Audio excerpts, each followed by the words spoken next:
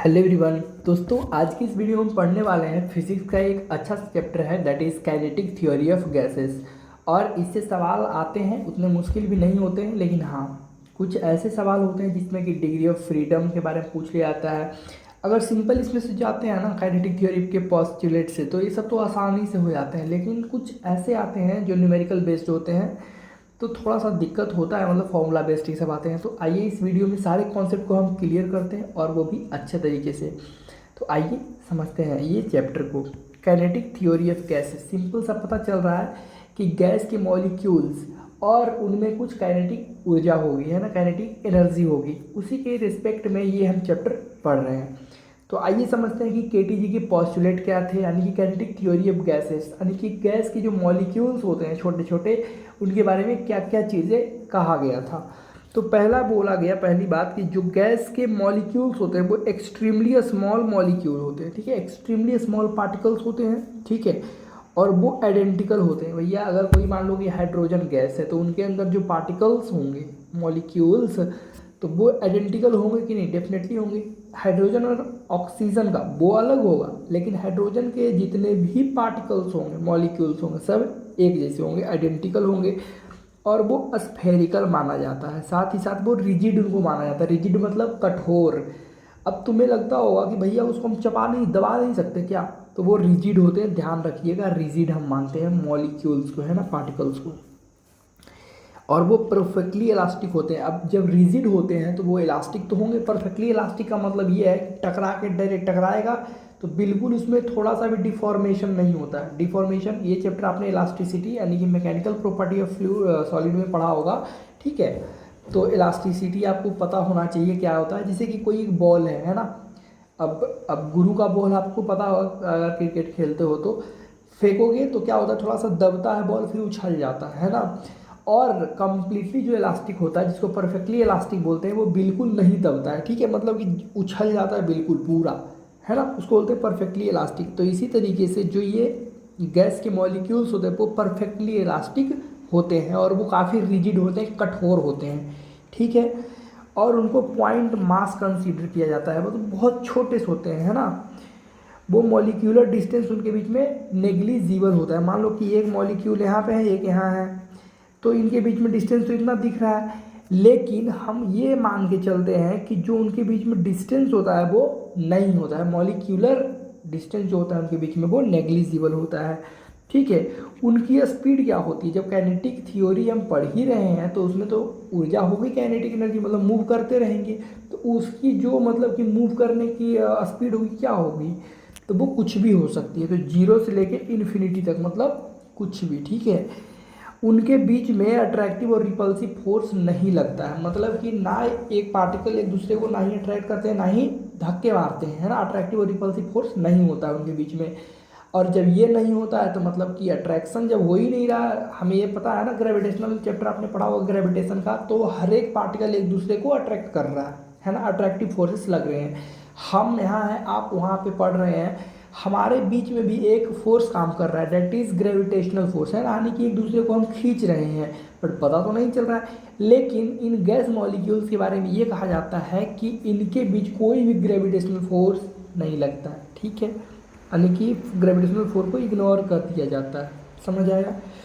अब हम देख लेते हैं आइडियल गैस और इसके वेरिएशंस। हमने आइडियल गैस के बारे में आपको ये पता होना चाहिए कि आइडियल गैस जैसा कुछ नहीं होता है, ठीक है। नाइट्रोजन गैस आइडियल गैस है नहीं, लेकिन हम आइडियल गैस मान के उसको पढ़ते हैं।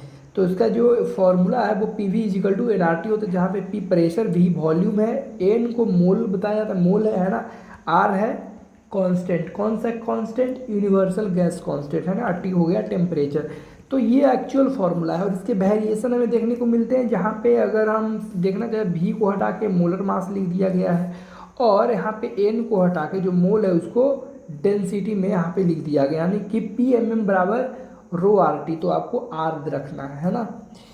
और एक वेरिएशन और है, P V is equal to no K B T. इसका मतलब क्या है? N o is the number of particles, particles के बारे में बताता है। के बी क्या है? बोल्ट्जमान कांस्टेंट, एंड टी है टेम्परेचर। तो ये इसके वेरिएशंस हो गए, कुछ इस तरीके से आपको याद रखना है, ठीक है। अब आइडियल गैस के लॉज हैं और इसके ग्राफ। तो लॉज को तो हम ऐसे ही आपको याद रखा देंगे, कौन कहाँ कांस्टेंट होता है ये बिल्कुल अच्छे से आपको याद हो जाएगा।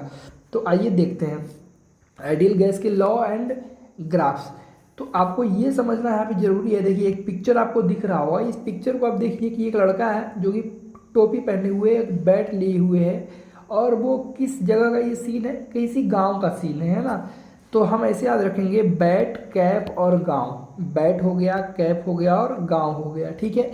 तो बैट, बी से बॉयल्स लॉ, बॉयल्स लॉ में टेम्परेचर कांस्टेंट होता है। कैप में चार्ल्स लॉ यानी कि कैप मतलब चार्ल्स लॉ यानी सी से चार्ल्स लॉ में प्रेशर कांस्टेंट हो गया। गांव में गेल-लुसाक्स लॉ, गेल-लुसाक्स लॉ में वॉल्यूम कांस्टेंट हो गया। तो आपको ये याद रखना है, ठीक है ना।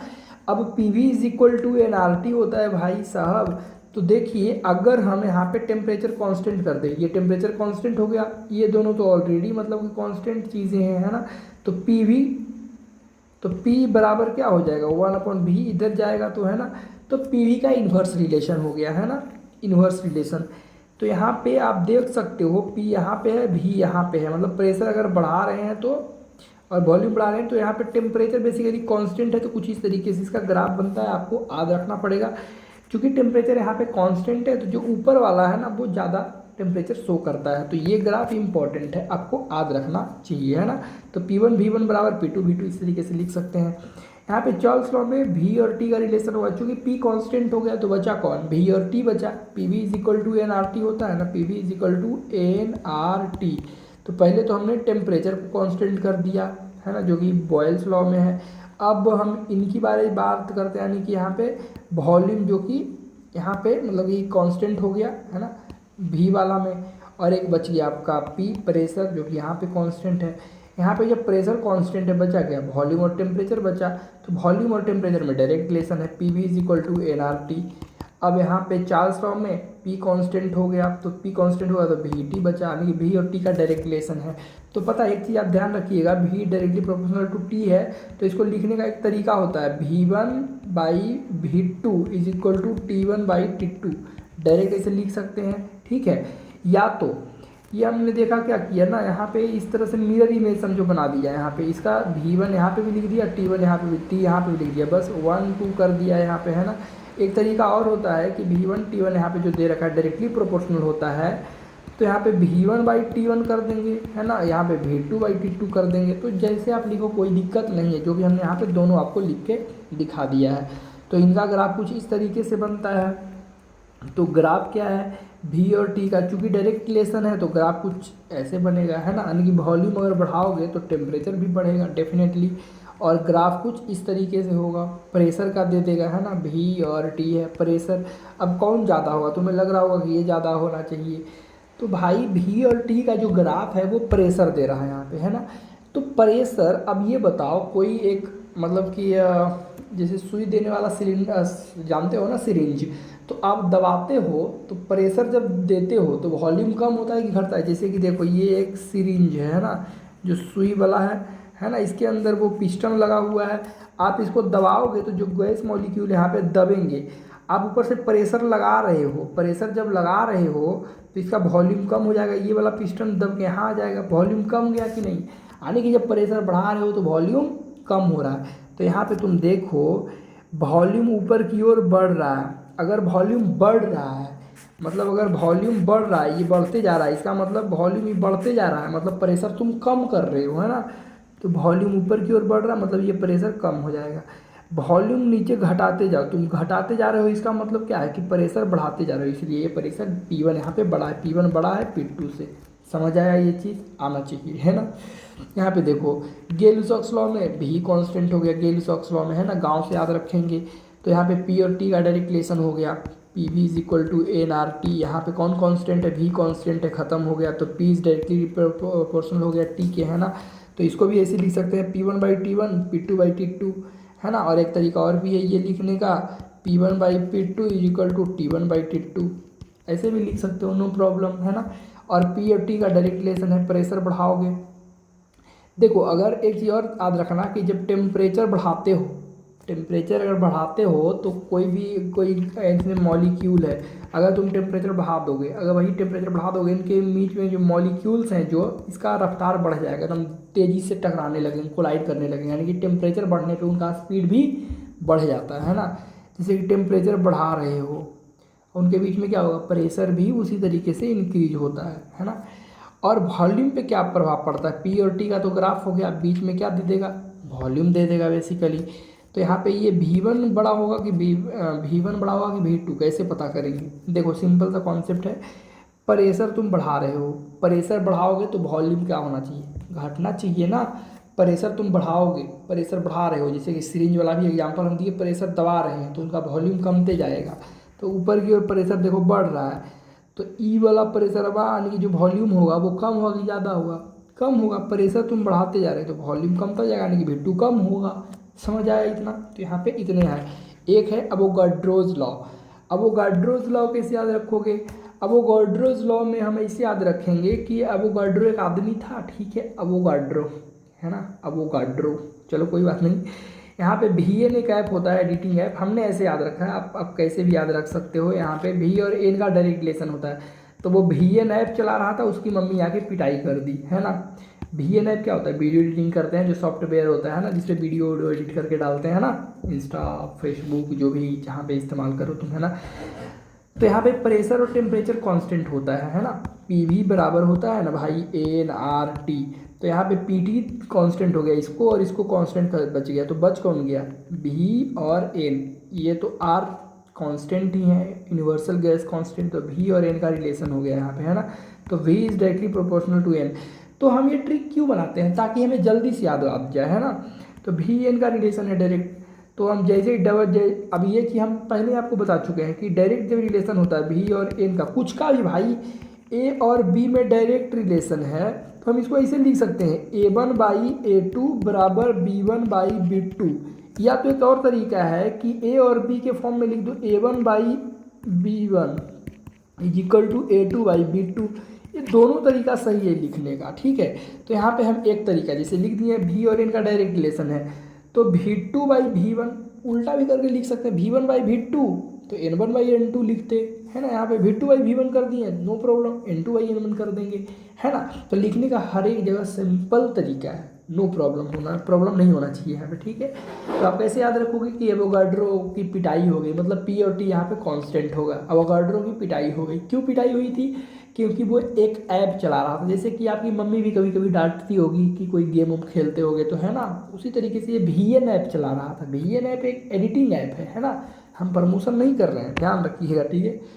यहाँ पे डाल्टन्स लॉ के बारे में देख लेते हैं, Dalton's law of partial pressure. अगर एक मान लो कि यहाँ पे बहुत सारे गैसेस हैं, मान लो ऑक्सीजन, हीलियम, नियोन, सारे गैसेस यहाँ पे मौजूद हैं, तो सारे की वजह से इनके बॉल पे प्रेशर लगेगा कि नहीं लगेगा। तो एक मान लो कि सिर्फ हमें ऑक्सीजन का प्रेशर निकालना है, तो कैसे करेंगे, तो पार्शियल प्रेशर उसी को बोलते हैं, मतलब एक का हम प्रेशर निकालते हैं। जैसे कि मान लो कि कोई कंटेनर है ना, उसके अंदर ऑक्सीजन, नाइट्रोजन सभी गैस है, अगर हम बोलें कि सिर्फ नाइट्रोजन का क्या है, तो उसको बोलेंगे हम पार्शियल प्रेशर। पार्शियल मतलब आंशिक रूप से, है ना, उसका प्रेशर सिर्फ निकाल रहे हैं। तो pressure of mixture is equal to the sum of partial pressure. Partial pressure क्या होता है, मतलब इंडिविजुअल का भैया, मतलब इंडिविजुअली हम निकाल रहे हैं, ऑक्सीजन का अलग से, फिर नाइट्रोजन का अलग से, इस तरीके से, है ना। तो जो मिक्सचर का प्रेशर है वो इंडिविजुअली का इक्वल होता है। अब यहाँ पे मेन चीज़ आता है, that is degree of freedom. ये समझना काफ़ी इंपॉर्टेंट है और यहीं से आपका सवाल बनता है, ठीक है। और ये वैल्यू आपको सारा हम याद करा देंगे अभी के अभी, तो कोई दिक्कत आपको नहीं होगा। तो आइए समझते हैं मोनोएटॉमिक गैस जैसे कौन होते हैं, हाइड्रोजन मोनोएटॉमिक है कि डाइएटॉमिक है। मोनोएटॉमिक वो होते हैं जो कि आपने ऐसे देखा होगा, O2 ये तो डाइएटॉमिक गैस है, N2 ये तो डाइएटॉमिक गैस है, इसी फॉर्म में एग्जिस्ट करता है ना गैस। लेकिन हीलियम को कभी आपने देखा है He2 के फॉर्म में एग्जिस्ट करते हुए, नहीं। तो ये He क्या है, हीलियम क्या है, ये मोनोएटॉमिक गैस हो गया, है ना। तो आपको इस तरह से समझना पड़ेगा, है ना, कौन मोनोएटॉमिक होता है, कौन डाइएटॉमिक होता है। तो जैसे नाइट्रोजन डाइएटॉमिक हो गया, हीलियम हो गया मोनोएटॉमिक। तो मोनो एटॉमिक की बात करता है एक एटम है, ठीक है। तो डिग्री ऑफ फ्रीडम का मतलब होता है ना कि एक्सिस, तीनों एक्सिस में मूव कर सकता है। मान लो कि ये एक्स एक्सिस है, बाई एक्सिस और जेड एक्सिस है, इस तरीके से। मान लो ये एक्स एक्सिस है, ये बाई एक्सिस है और ये जेड एक्सिस है। तो कोई पार्टिकल है, मान लो ये मोनो एटॉमिक है, तो इसमें भी जा सकता है ऐसे, इसमें भी जा सकता है ऐसे, है ना, इसमें भी जा सकता है। तो तीनों डायरेक्शन में ही जा सकता है, मतलब कि एक्स एक्सिस में, बाई एक्सिस में, और एक्स एक्सिस, बाई एक्सिस, और आपकी तरफ जो आ रहा है जेड एक्सिस। तो तीनों एक्सिस में मूव कर सकता है। यानी कि इसमें जो मोनोटॉमिक है तीन ही एक्सिस में मूव करेगा कि और कहीं मूव करेगा। आप सोचेगा कि इस एक्सिस में मूव करेगा, तो ऐसा कुछ नहीं है, सिर्फ एक्सिस के लॉन्ग मूव करवाना है इसको, ठीक है। तो एक एक्सिस, दो एक्सिस, तीन एक्सिस। तो डिग्री ऑफ फ्रीडम कितना हो गया, 3। और चूंकि वो सीधे सीधे जा रहा है इसीलिए इसको बोलते हैं ट्रांसलेशनल, है ना। तो यहाँ पे आपका ट्रांसलेशनल, मोनोटॉमिक का ट्रांसलेशनल हो गया, है ना। इतना चीज़ आपको समझ में आना चाहिए, ट्रांसलेशनल हो गया, ठीक है। और एक होता है रोटेशनल, एक होता है वाइब्रेशनल। रोटेशनल का मतलब क्या, रोटेशनल का मतलब कि कुछ इस तरीके से रोटेट करे। अब अगर मान लो कि गोल का गोला सा एक मॉलिक्यूल है छोटा सा, तो वो घूमेगा, इसे गोल गोल रोटेट करेगा, तो पता चलेगा, नहीं पता चलेगा, है ना। तो रोटेशनल डिग्री ऑफ फ्रीडम नहीं होता है, वाइब्रेशनल भी नहीं होता है, ठीक है। अब आइए समझते हैं डाईएटॉमिक के बारे में। तो डाईएटॉमिक मॉलिक्यूल कुछ इस तरीके से आपको दिख ही रहे होंगे। एक मतलब कि डाईएटॉमिक जैसे कि ऑक्सीजन हो गया, एक मतलब कि ऑक्सीजन का एटम यहाँ पे एक ऐसे है। तो इस तरीके से अगर है, दोनों एंडिंग पे लगा हुआ है एटम, तो वो एक्स एक्सिस में ऐसे मूव कर सकता है ना। ये एक हो गया ट्रांसलेशनल, है ना, एक एक्सिस में, एक्स एक्सिस में हो गया। ये हो गया बाई एक्सिस में, इस तरीके से मूव कर सकता है, और एक आपकी तरफ जेड एक्सिस में। तो 3 तो हो गया इसका क्या, ट्रांसलेशनल हो गया। क्या इसका वाइब्रेशनल होता है, रोटेशनल, वाइब्रेशनल? तो देखो एक्स एक्सिस में अगर बात करें, ध्यान से सुनते जाओ, इसको बोलते हैं, पहला ध्यान दो, ये रोटेशनल, सॉरी यार, मतलब ट्रांसलेशनल, इस तरीके से मूव किया, इस एक्सिस में मूव किया, और ये आपकी तरफ आया, तो 3 वो हो गया। अब देखना क्या इसमें वाइब्रेशनल भी होता है, बाकी उसकी चर्चा हम नहीं करने वाले हैं यहाँ पे, उसकी आवश्यकता ही नहीं वाइब्रेशनल की। रोटेशनल की बात कर लेते हैं। तो रोटेशनल में, रोटेशनल का मतलब ये क्या, एक्स एक्सिस में, मतलब एक्स एक्सिस में को घुमाना है, तो ऐसे घूम सकता है ना। ये बाई, मतलब कि बाई एक्सिस के अलॉन्ग इस तरह से मूव कर सकता है ना, इस तरीके से बिल्कुल कर सकता है। और एक होता है आपका कि वो बाई एक्स, मतलब कि जेड एक्सिस के लॉन्ग कर दे, जेड एक्सिस जो आपकी तरफ आ रहा है, तो ऐसे मूव कर सकता है, हाँ कर सकता है। और एक बच गया एक्स एक्सिस। तो एक्स एक्सिस के अलॉन्ग अगर मान लो ये घूमेगा, तो पता चल रहा है आपको, नहीं। अगर ऐसे रोटेट कर रहा है तो पता चल रहा है, ऐसे रोटेट कर रहा है तो पता चल रहा है, लेकिन क्या हम ऐसे रोटेट कर रहे हैं तो आपको पता चल रहा है, नहीं पता चलेगा, है ना। तो इसका 2 ही हो गया, मतलब कि रोटेशनल इसका 2 हो गया, एक ये और एक ये, है ना। तो यहाँ पे रोटेशनल 2 हो गया। तो ओवरऑल आपको याद क्या रखना है, जब मोनोएटॉमिक होगा तो 3 वो खाली ट्रांसलेशनल होगा, मतलब ओवरऑल डिग्री ऑफ फ्रीडम 3 हो गया। और डाईएटॉमिक अगर मॉलिक्यूल है, कुछ इस तरीके से मूव किया, और हमने आपको बताया रोटेशनल का, तो ओवरऑल मिला के टोटल 5 हुआ, आपको ये याद रखना है, ठीक है। और पॉलीएटॉमिक या नॉन लीनियर होते हैं, ये वो यहाँ पे देखो ट्राईएटॉमिक भी है, ट्राईएटॉमिक भी है, लेकिन सीधी रेखा में तो मूव करेगा तो कोई फर्क नहीं पड़ेगा। एक होता है पॉलीएटॉमिक, जो कि आगे मान लो कि 3 एटम है, एक यहाँ, एक यहाँ और एक यहाँ नीचे है, तो तीनों अलग अलग एक्सिस में है, तो मतलब कि उसका अलग ही हो जाता है। तो 3 ट्रांसलेशनल होता है, 3 रोटेशनल भी हो जाता है, ठीक है। तो ओवरऑल इसका 6 होता है। तो हमको याद क्या रखना है, मोनोएटॉमिक का डिग्री ऑफ फ्रीडम 3, डाईएटॉमिक का 5 और पॉलीएटॉमिक का 6, ठीक है। अब इसी से सीपी, सीबी और गामा सब कुछ याद रख लेंगे हम, ठीक है। तो देखिए सीबी क्या है, ये है मोलर हीट कैपेसिटी, है ना। यहाँ पे हीट कैपेसिटी हमने लिखा भी है, हीट कैपेसिटी, ये हीट कैपेसिटी है, molar heat capacity at constant volume. यहाँ पे molar heat capacity at constant pressure, तो ये वाला हमेशा ज़्यादा होता है इससे, सीवी से, है ना। सीपी वाला हमेशा ज़्यादा होता है सीपी से। और ये गामा क्या है, इन दोनों का रेशियो सीपी अपॉन सीवी बराबर गामा होता है, ठीक है। यानी कि मोलर हीट कैपेसिटीज़ जो हैं उनका रेशियो ये गामा कहलाता है, ठीक है ना, याद रखिएगा इसको। तो यहाँ पे देखो आप कि यहाँ पे सी बी हमने लिखा है, एक फॉर्मूला होता है F/2R, F/2 + 1R इंटू, और गामा का 1 + 2/F। तो इसकी क्या ज़रूरत पड़ेगी, हम आपको ऐसे ही याद करा देते हैं इसको। देखिए सी वी की वैल्यू क्या करना है, देखो सब में डिवाइड हुआ है 2 से, एक चीज़ कॉमन है यहाँ पे, है ना। तो आपको याद क्या रखना है, जब सी वी की बात करें, सी वी और मोनोएटॉमिक की चर्चा हो, मोनोएटॉमिक, तो मोनोएटॉमिक का डिग्री ऑफ फ्रीडम कितना होता है 3। आपको याद रखना है बस ये वाला लाइन में, इसमें मोनोएटॉमिक का डिग्री ऑफ फ्रीडम 3 हो गया, ठीक है। तो सी वी का वैल्यू 3/2 होगा और आर मल्टीप्लाई कर देना, आर यूनिवर्सल गैस कांस्टेंट है, ठीक है। और सी पी क्या होगा, सी पी 5/2, मतलब कि 3/2 है तो 3 में सिर्फ 2 कर देना, है ना। वही आर की वजह से ऐसा हो रहा है, यहाँ पे एक फार्मूला है ना, फार्मूला एक है, इस फार्मूला से ही आ रहा है। तो 3/2 यहाँ पे 5/2 इस तरीके से हो गया, ठीक है। और ये कैसे आया है, गामा इन दोनों का रेशियो लोगे 5/2 डिवाइडेड बाई 3/2 डिवाइडेड बाई 3/2, तो 5/2 को डिवाइड करेंगे 3/2 से तो 2/3 हो जाएगा, कटेगा तो 5/3 आ जाएगा, है ना। तो ये आ गया है जो आपकी। तो आपको ये याद रखना है कि डिग्री ऑफ फ्रीडम 3 है मोनोएटॉमिक का, तो इसका सी वी वैल्यू 3/2r होगा, ये 5/2r, है ना। और यहाँ पे दोनों का रेशियो लेंगे 5/3 हो जाएगा, है ना। और डाइटोमिक या लीनियर ट्राइटोमिक भी है, तो उनका क्या होता है 5 होता है, तो यहाँ पे 5/2r, सिंपल वही कॉन्सेप्ट, यहाँ पे 5 लेंगे पहले 5/2r, है ना। यहाँ पे 2 ऐड कर देंगे यानी कि 7/2r हो गया। अब इन दोनों का रेशियो लेंगे तो ये कट जाएगा, तो 7/5 खाली आ जाएगा, समझ में आया। आर से आर भी कट जाता है तो 7/5 यहाँ पे खाली आ गया।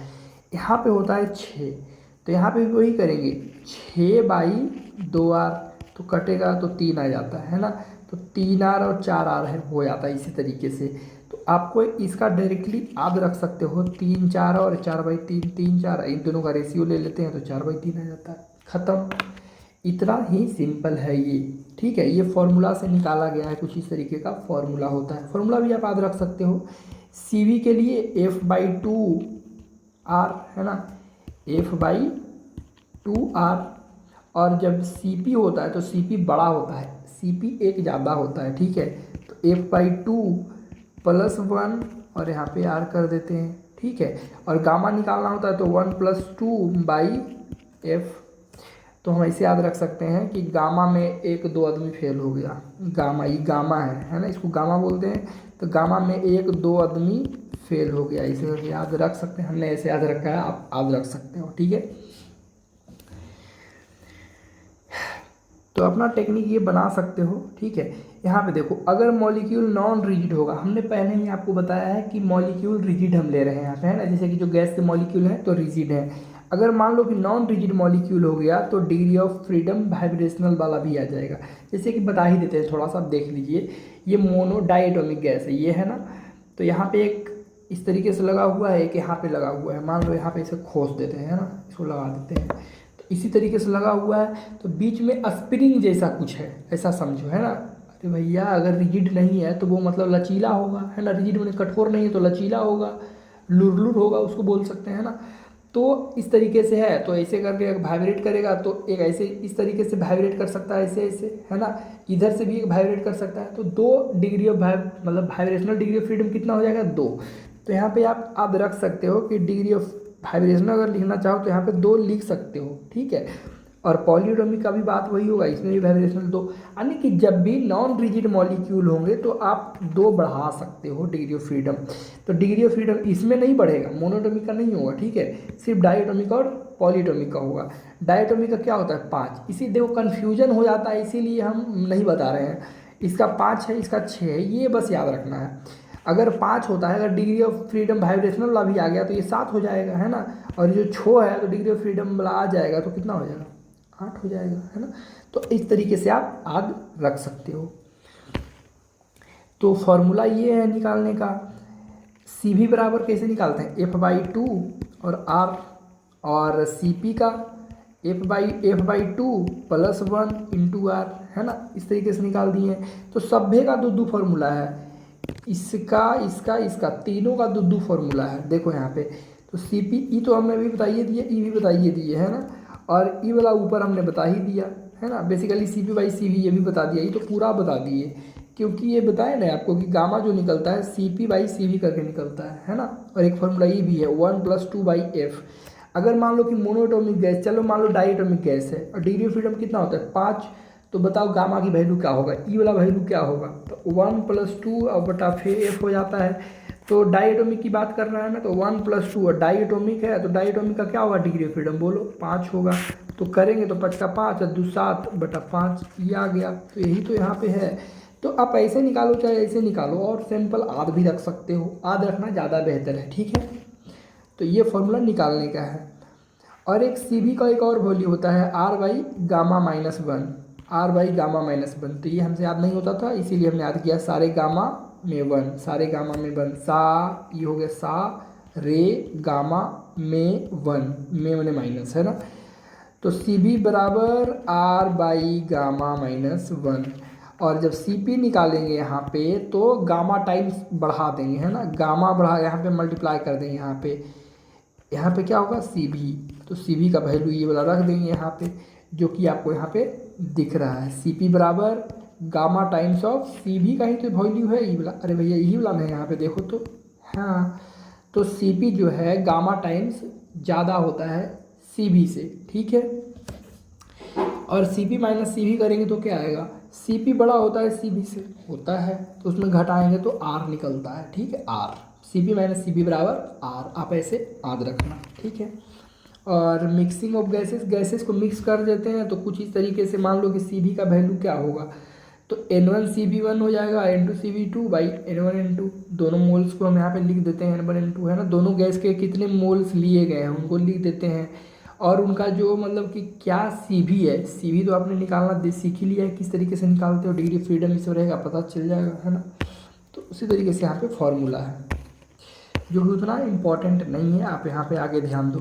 मैक्सवेल का डिस्ट्रीब्यूशन कर्व काफ़ी इंपॉर्टेंट है, इसको समझ लीजिए है ना। इसमें से कुछ सवाल बनते हैं, इस पर न्यूमेरिकल भी एक दो हम देख लेंगे अभी। ये देखिए ग्राफ है कुछ इस तरीके से है ना, यहाँ पे एक V स्पीड को बता रहा है, स्पीड ऑफ मॉलिक्यूल। यहाँ पे ये फ्रैक्शन ऑफ मॉलिक्यूल को बता रहा है, कितने मॉलिक्यूल्स मतलब फ्रैक्शन ऑफ मॉलिक्यूल। अब मान लो कि ढेर सारा कंटेनर में मॉलिक्यूल है तो कितने फ्रैक्शंस इसका है वो यहाँ पे बता रहा है, ठीक है ये वाला।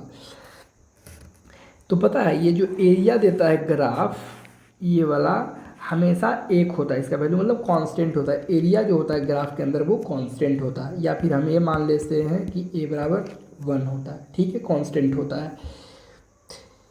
तो देता क्या है basically, area total number of molecules के बारे में बताता है, ये तो फ्रैक्शन के बारे में बता रहा है, ये टोटल नंबर ऑफ मॉलिक्यूल्स बता देता है, ठीक है।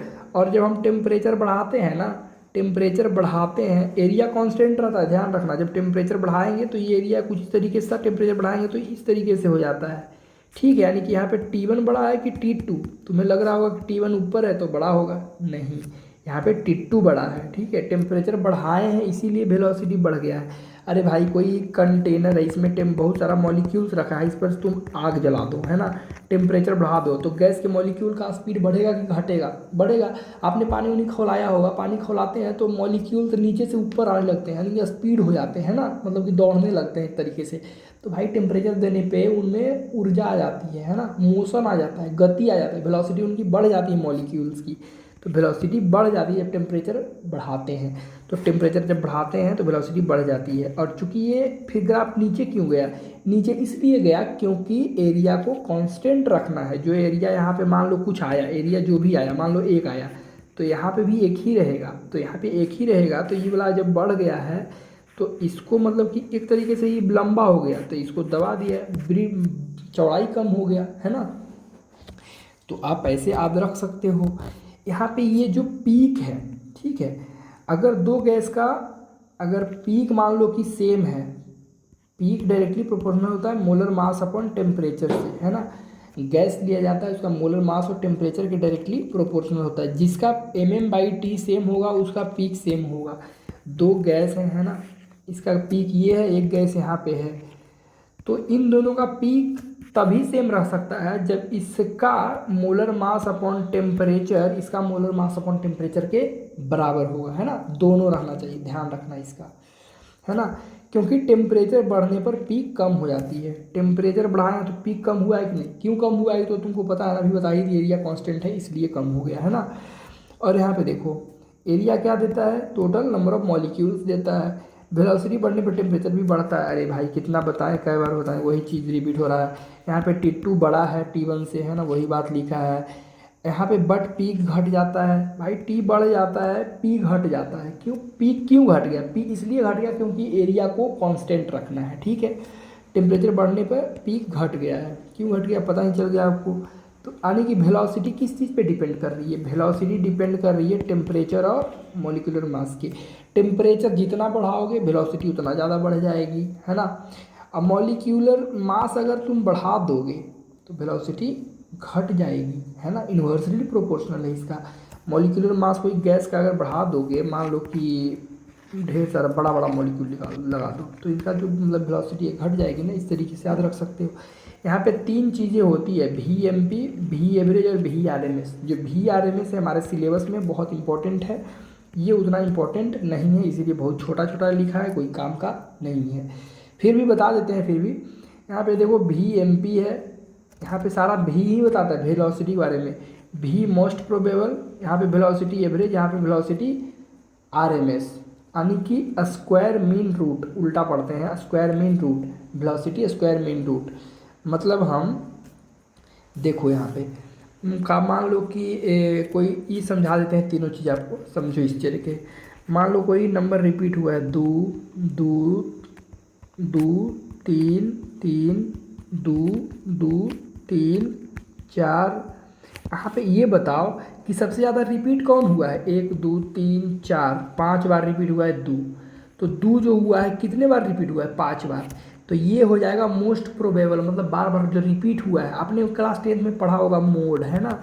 तो ये इसको मोड भी कह सकते हैं। यहीं पे इसको कहा जा रहा है मोस्ट प्रोबेबल, मतलब वो बार बार रिपीट हुआ है ना। ओहो फिर से चला गया, ये क्या करे यार इसका।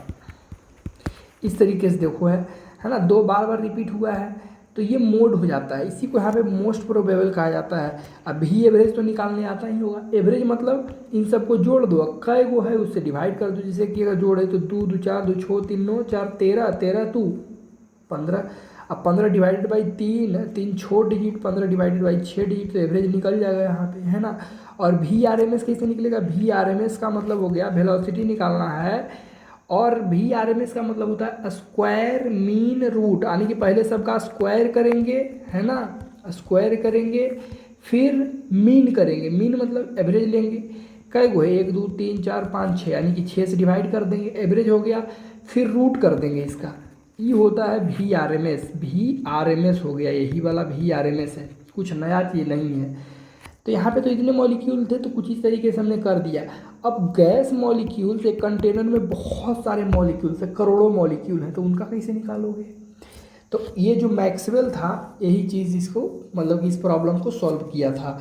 तो यहाँ पे फॉर्मूला दिया था VRMS का √3RT/mm, यानी कि अगर आपको गैस का मोलर मास पता है और ये बता दिया जाए कि टेम्परेचर हम उसको कितना दे रहे हैं तो हम निकाल सकते हैं, ठीक है। R है, कांस्टेंट है ना, यूनिवर्सल गैस कांस्टेंट, गैस के लिए ही तो है। इसका भी ट्रिक आप याद रख सकते हो। भाई रात में चिल्लाई मम्मी 3 बार, रात यानी रूट 3 बार रात, RT/mm मम्मी, है ना। तो ज़रूरत नहीं है वैसे ट्रिक का यहाँ पे, है ना, डायरेक्ट आप याद रखो √RT/mm निकालने का है फॉर्मूला VRMS, है ना। यही हमारे सिलेबस में है। बेसिकली यहाँ पे मोस्ट प्रोबेबल का भी फॉर्मूला है, डेट इज़ √2RT/mm, है ना। और जो भी एवरेज है, भी एवरेज जो की ज़रूरत पड़ता नहीं है, √8/π यहाँ पे है। और ये तो कॉमन ही RT/mm तो सब में है, RT/mm इसमें भी है, RT/mm इसमें भी है, इसमें भी है। तो भी एवरेज में खाली 8/π से डिवाइड, यहाँ पे 2 मल्टीप्लाई, यहाँ पे RMS वाला जो निकाले उसमें 3 मल्टीप्लाई है। तो सिंपल है। तो आपको बस ये याद रखना है, ज़्यादा नहीं, दिमाग ज़्यादा मत डालो दिमाग पे, है ना, लोड हो। यहाँ पे law of equipartition of energy. तो जैसे कि मान लो कि तीनों, जैसे कि हमने अभी डिग्री ऑफ फ्रीडम पढ़ा उसी से रिलेटेड है, मतलब डिग्री ऑफ फ्रीडम ये 3 एक्सिस हो गया, एक्स एक्सिस, वाई एक्सिस और जेड एक्सिस। तो तीनों एक्सिस में जो पार्टिकल्स मूव कर रहे हैं तो उनके पास कुछ काइनेटिक एनर्जी होगा, इसमें भी, इसमें भी, इसमें भी काइनेटिक एनर्जी तो होगा। तो वही लिखा है, एनर्जी जो होगा वो क्या होगा, ½ mv² लिखते हैं ना। काइनेटिक एनर्जी का फॉर्मूला क्या होता है? ½ mv²। तो ½ mv² एक्स एक्सिस में, ½ mv² वाई एक्सिस में, ½ mv² जेड एक्सिस में। तो ये एवरेज हो गया। ये मोनो एटॉमिक के लिए है। मोनो एटॉमिक के लिए क्यों? क्योंकि यहाँ पे डिग्री ऑफ फ्रीडम इसका 3 ही तो था, इसीलिए 3 ही है, यानी कि यहाँ पे रोटेशनल को इंक्लूड नहीं किया गया है।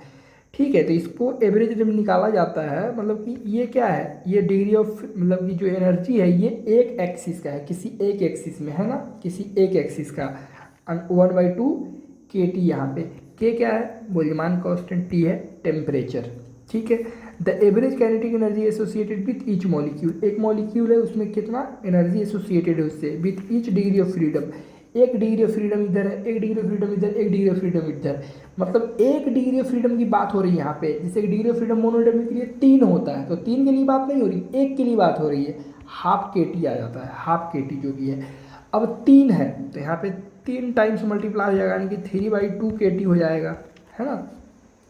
तो क्या आपको ये सब याद रखना है? जी नहीं, आपको मेन है यहाँ पे ये याद रखना है, काइनेटिक एनर्जी निकालने का फॉर्मूला होता है, या फिर इंटरनल एनर्जी का भी यही फॉर्मूला है, F/2 nRT।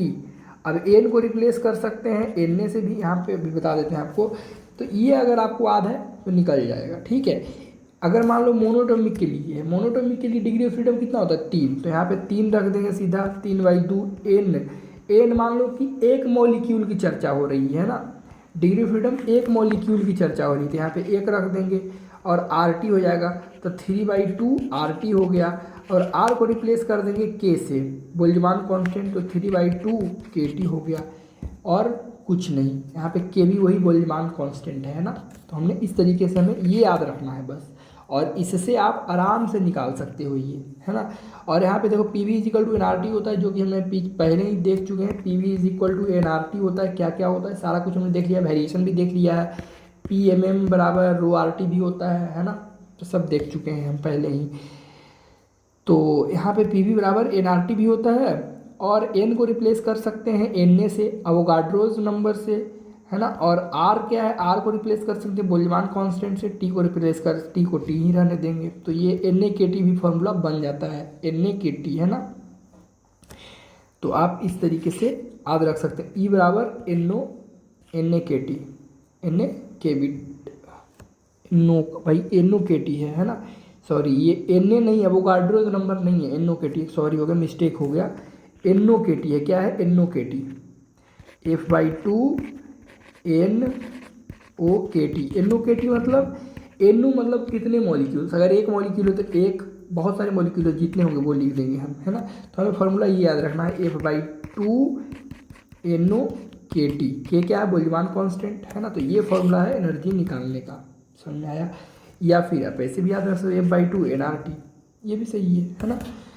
और यहाँ पे कुछ और भी हैं, जैसे कि R = नाक और K = RNA, है ना। इसको इधर उधर अरेंज किया है और कुछ नहीं, R = NaK, तो आपको कहीं कहीं काम आएगा, R = नाक NaK, है ना। Na क्या है, यहाँ पे है वो गाइड्रोज नंबर, है ना, और ये क्या है, बोल्ट्जमान कांस्टेंट। R क्या है, यूनिवर्सल गैस कांस्टेंट, यानी यूनिवर्सल गैस कांस्टेंट और बोल्ट्जमान कांस्टेंट का ये रिलेशन है और कुछ नहीं है। ये बोल्ट्जमान कांस्टेंट और यूनिवर्सल गैस कांस्टेंट का रिलेशन है, जिसमें कि वो गाइड्रोज नंबर आ गया है। ठीक है, तो आप ऐसे याद रख सकते हैं, हमने ऐसे याद रखा तो रोमांस में नाक आ जाता है, रोमांस, R = नाक। खतरनाक से भी आप याद रख सकते हो, खतरनाक, खतरनाक, नाक, खतरनाक, है ना, इस तरीके से याद रख सकते हो।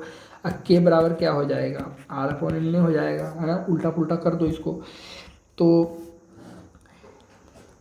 है ना। तो आप ऐसे भी याद रख सकते हो, रोमांस में नाक आ जाता है लेकिन फिर भी करना है KRNA, मतलब इस तरीके से हमने याद रखा है फटाफट, जैसे न्यूमेरिकल में हम डायरेक्ट अप्लाई कर सके, इसलिए हमने ऐसे याद रखा है। ठीक है, अब कुछ देखते हैं मीन फ्री पाथ क्या होता है। मीन फ्री पाथ का सिंपल मतलब होता है कि दो, जैसे कि मान लो ये मॉलिक्यूल है ना, दोनों चल रहे हैं, चलते चलते चलते यहाँ पे आके टकरा गए, मान लो 5 सेंटीमीटर पे टकराए, तो ये इनका पाथ हो गया। एक मॉलिक्यूल और है, ये भी चलते चलते चलते चलते इतना दूर पे टकरा गए, ये मान लो 3 सेंटीमीटर पे टकरा गए, तो ये हो गया इनका फ्री पाथ, है ना। मतलब दो सक्सेसिव यहाँ पे थे, यहाँ से यहाँ पे टकराए, यहाँ से जाने के बाद यहाँ पे टकराए, तो टकराए कितना दूर पे जाके, वो होता है फ्री पाथ, है ना। फ्री पाथ क्या होता है, distance travelled between 2 successive collision, एक बार यहाँ टकराए एक बार यहाँ पे टकराए, तो 2 सक्सेसिव कोलिजन के बीच में जो टकराए हैं, जो डिस्टेंस है वही है उसका फ्री पाथ, है ना।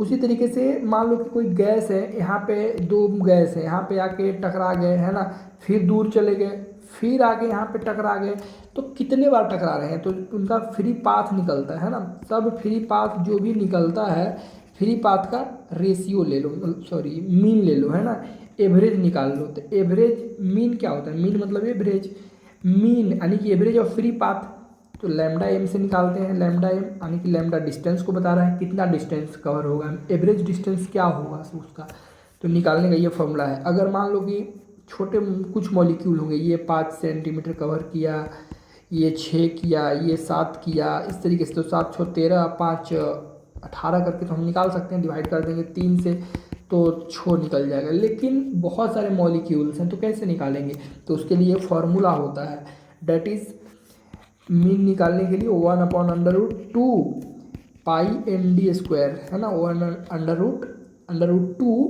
पाई एन डी स्क्वायर। तो ये फॉर्मूला आपका है।